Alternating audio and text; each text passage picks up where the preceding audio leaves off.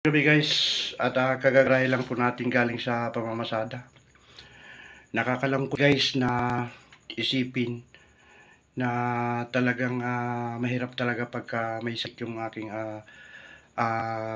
may sakit ang ating misis, no. Lalong lalo na ganito, nasa hospital yung aking mahal na asawa. Sana gumaling na yung aking misis. At yun nga, kagagaray lang po natin, tayo po ay matutulog na kasi oras po natin ay alas 12 na dito sa Pinas, no. At ako po ay nagpapasalamat sa aking pinsan na si Lorena at kapatid ng aking kapatid ko pala guys, no. At sa kapatid ng aking misis na sumusuporta, mga kapatid niya. Maraming salamat sa inyo, no. Sana malampasan po namin ang problemang ito. Ayan, at intro muna tayo guys. Ang ipapakita ko sa inyo guys na video ay tungkol sa aking pamamasada ngayong gabi. Ayan, intro muna tayo mga kaidol.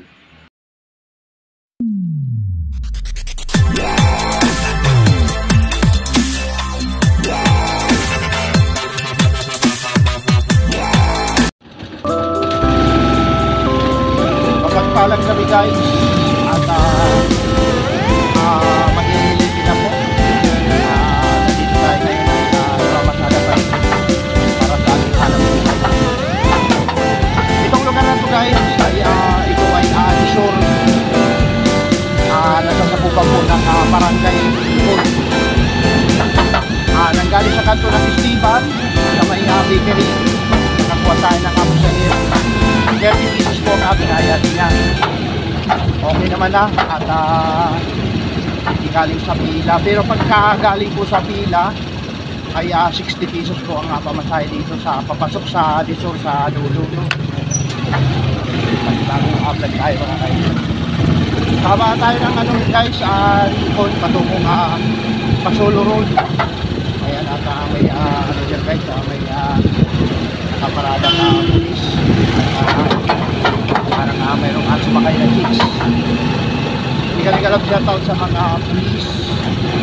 Ayan, at kung marahil ay kamag-anak nila o kapatid yung sumakay doon sa may moving ng pulis guys. Ito guys, ayan, at kita nyo dyan, medyo maluwag na ang nagawa ng pag-renovate sa kalsada na dito guys. Ito sa banda rito ay medyo mataas ng tambak. Ayan, mahaba na ang nagagawa. Mahaba ng ringon papuntang Pasolo rin ka, papuntang ano yan guys, no? Malinta. Gagawin natin yata yung ano, kasi bababa na yung kalsada nila doon. Pagka umuulan sila nilulubos. Bawi-bawi lang guys pagka tinaasan sa dalganan, tataan naman dito. So magpapantay ang level ng mga kalsada. Sana mapupunta yung ano, yung tubig na nagagaling sa ulan siyempre sa kanal guys.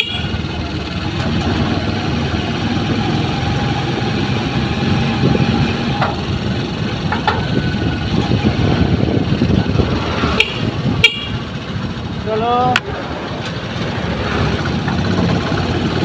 Tayo. Kanina guys, nanggaling tayo sa ano pala, Partina, Kulong 1. Kung alam niyo po yung Kulong 1, ayan, nasasakupan pa rin po ng Valenzuela. 50 pesos ang binayad. So papunta na tayo sa pinakaming terminal, may sumakay doon. Hindi naman galing kayo sa ano, kaya bali naka 80 pesos na po tayo.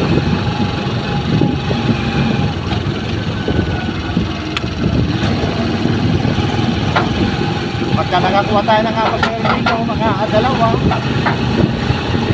kaya makakabit natin yung 100 pesos na isang babaan lamang daw.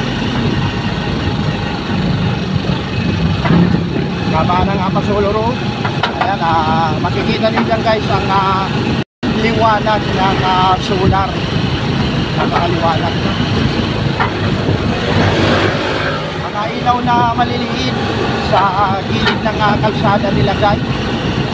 Iba't ibang klase, iba't ibang pamamaraan kung paano nila ilalagay yan doon sa guys, sa Barangay Isla ay nakalagay sa gitna ng kalsada yung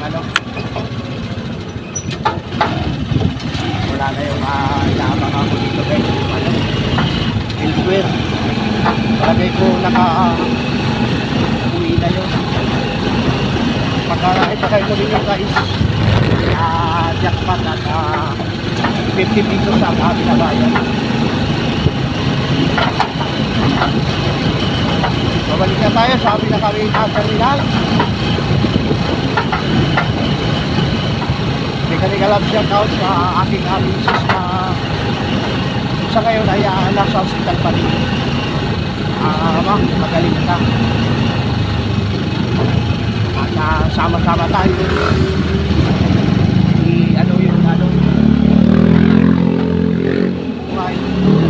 Tuloy-tuloy lang.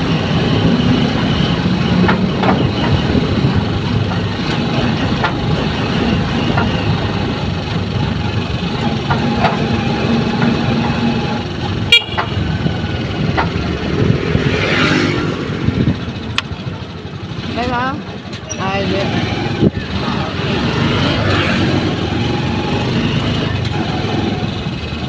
parang guys lalakay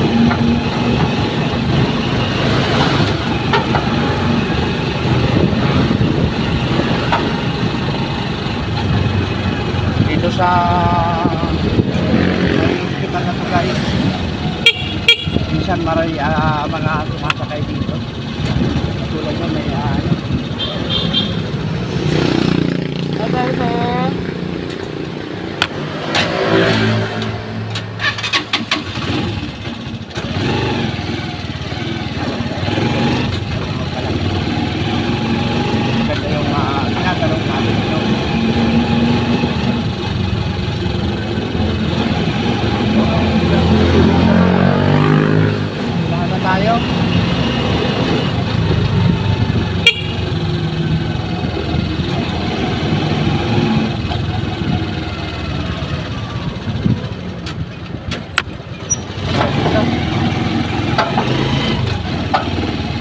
pagka sa umaga, itong paikot na to dito sa dinadaanan natin.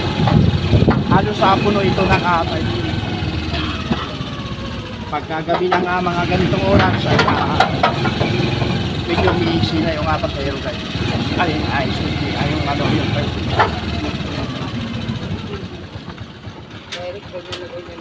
ito po yun. Okay na.